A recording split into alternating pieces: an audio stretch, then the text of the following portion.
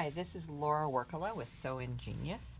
We're at Laura's Sewing School in Arlington, Massachusetts. If you have been following our face mask project during COVID-19, I did a video, a rather long video, I know, but I went into lots of details. I made that video the day that I came up with the pattern, and I wanted to show you a different way to do the pleats that you might find it easier when you do make the pleats in the mask, okay? So what I'm going to do is that I have a pleating template that is on the last page of the instructions, the written instructions. If you're looking for the written instructions, what you do is you go to laurasewingschool.com, scroll below the slideshow of pictures, and you will find all the information of the YouTube video for making the mask from start to finish, and also the written instructions you can download and print. Make sure when you print, you choose actual size or 100%, because you want everything to print out the same. Now the square that I have for the pleading template, it's at the page 8. So you only have to print that page if that's all you need. It's 7.5 inches square. So what I find helpful in this method of doing it is that you can draw a line 1/8 inch from each edge. See, I drew that with red so you could see it, with like just using a gridded ruler, you know, and just overlap that 1/8 of an inch, draw a line. I used a Sharpie over here.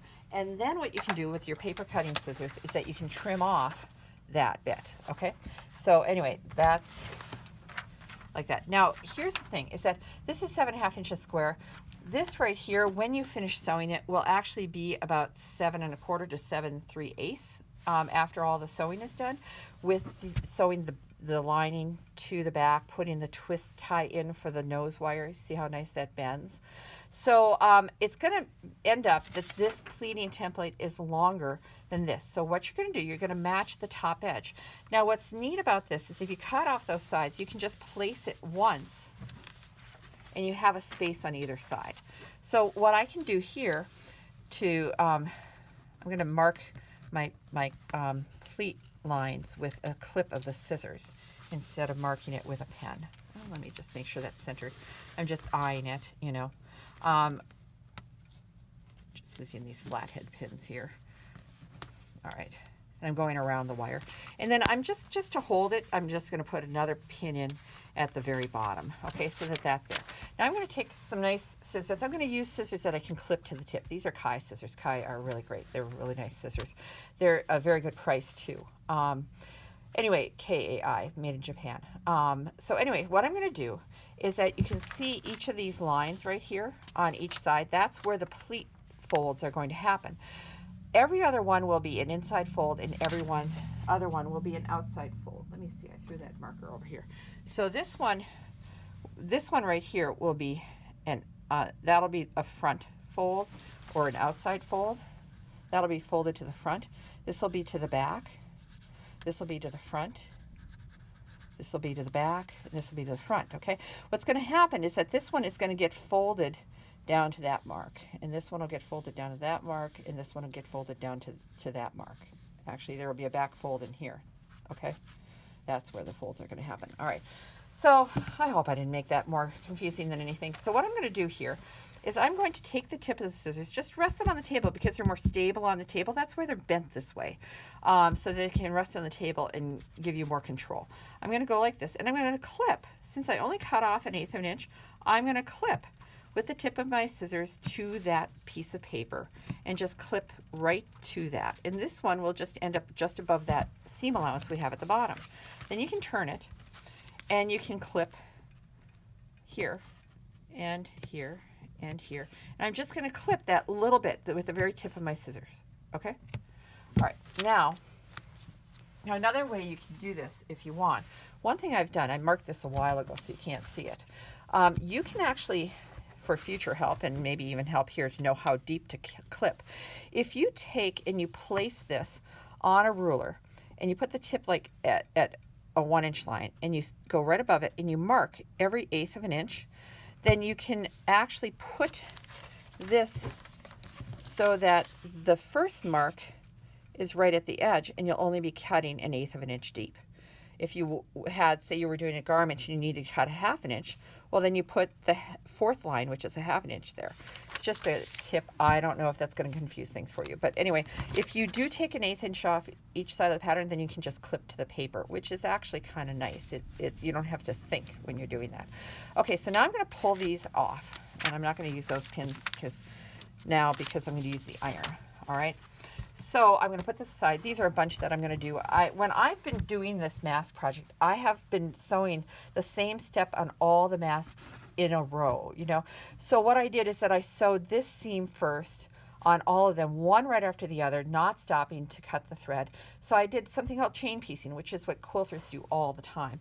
And then I pressed all the seams open in one step. Then I sewed the bottom one and pressed all those, and just did the same step over and over again. The other thing I wanted to tell you, and I know that some of you might not be watching this pleating video to get this information, is that I did not backstitch when I did this stitching because it's going to be crossed by another one, so that I could feed in this one and then feed in the next one without even stopping and backstitching, and it just saved time. Okay, and I didn't do it here either because that's going to get crossed by another stitching. But when we do sew the side casings, we'll be backstitching. So anyway, again, I hope I'm not confusing you. All right, so now I've got clips. I don't know if you can see that, but there is a clip right here and right here. You can maybe see that, I hope. See, it opens up if I go like that. So what I can do is I can fold this on the very first clip. We're going to go every other clip. We're going to fold it like this so that there's a fold on the front. I'm going to go like this and make sure that this looks even and that I'm folding right at those clips. And then I'm going to iron this like that. Then what I'll do is I'm going to open this up and I'm going to fold this to this clip here and fold it to this clip here. Make that nice and even, the distance at the bottom, okay? And I can, if I want, I can put a pin in here, stand that up in the ironing board. That looks nice and even, and I'll press it, okay? Then what I can do is I can fold it. I'm going to skip the clip that's right here, and I'm going to go to the next clip, okay? So there's a clip just above that fold. I'm going to go to the next clip. Here's one clip, here's the next one, and I'm going to go to that one, and I'm going to fold this like this. So it's wrong sides together. Now here, I'd rather do it like this so I can see that that's folded evenly. The edges meet here and here. Then what I'll do is I'll take and I'll press this. Then I will take, and maybe I'll just throw some pins in here to hold these pleats in place. One pin, two pin. All right. So now that clip is just above where this pleat is. I don't know if you can see it on the back there. All right. I'm going to fold this down to that point, okay? Fold that there and fold that to this other one, wherever that is. It's a little hard to see, but it doesn't go away with the iron, which is nice. And then I can go like that and press that. They line up pretty nicely, that pattern, the bowling pins. Isn't that fun? Bowling pin fabric. I actually gave this to a student, gave a mask like this to a student of mine who works for the T, who bowls, and so he really appreciated that. Now I'm going to skip the clip. It turns out the next clip is right at the top of that pleat there. I'm going to skip that one and go to this one. I'm going to fold it between those clips. And you see, if you go like this, you can see that this is nice and even. Your eye is really well trained. You don't realize it. You can tell if a picture is crooked on the wall. Well, you can see if this is crooked, okay? We want both sides of the mask to be the same size. Oh, and here's one more thing I want to tell you. Just because we're working with all cotton fabric, don't put your iron at cotton. We've got a plastic covered twist tie in the nose, and that's going to work fine in the wash and everything like that, but you might melt it if you use the cotton setting on the iron. These gravity feed irons that I have, I set them for like about a wool setting, and between the wool and the steam, it will do all the job that I need to, and I don't have any problems with it. So I would think that for you, set your iron to wool and use steam when you do this, and you'll get really nice creases, and it will work, and you don't have to worry about melting the plastic. Now, when I fold this here, I don't want this to go over another pleat. I want it to go up to that pleat because it's going to get too thick. Plus, that's about where the mark is. All right, and then I'll just fold this to this other mark, and it'll look really nice. It'll be evenly pleated. So now I can just go like this. You can use a burst of steam on your iron maybe. I know this is not like your home iron, but Look at how good that looks. That is so nice and even. So you'll see that the pleats on the front go down. Okay, think of the siding on the house. It goes downward, you know, that the upper one goes over the lower one, goes over the lower one, just like the siding on your house. See, like that, and here's the top. On the back, the pleats go upward because, of course, they go the opposite direction, all right? And when you wear the mask, the whole thing opens up and takes the shape of your face, okay? And this is the most flexible for fitting different faces, okay, this particular thing. So here, again, I'm just going to take and place this with the top even, okay? Put a pin in here. You can maybe anticipate what I'm going to do. And then put a pin in here. Put that like that. And then maybe a pin in the bottom to keep this from wiggling from side to side. And like that. And then just take the tip of your scissors and go clip just as deep as that pattern. Remember, I trimmed off 1/8 of an inch on each side. So the paper is going to tell you how deep to clip. And you want to use the tip of your scissors, because if you go like this, it's probably going to go too deeply.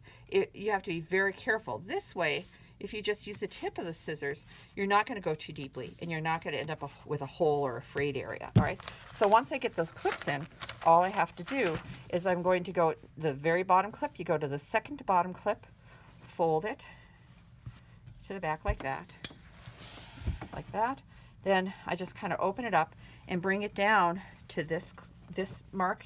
And of course you can't see those marks because they're only clips, but I make it even all the way across. And again, you know, your eye is better than you think. Like, if one way to check to see if this is the same width as this, fold it. Look at that. It's the same width. Okay? That's what you want. You don't want one set of the mask to be wider and the other one narrower, okay?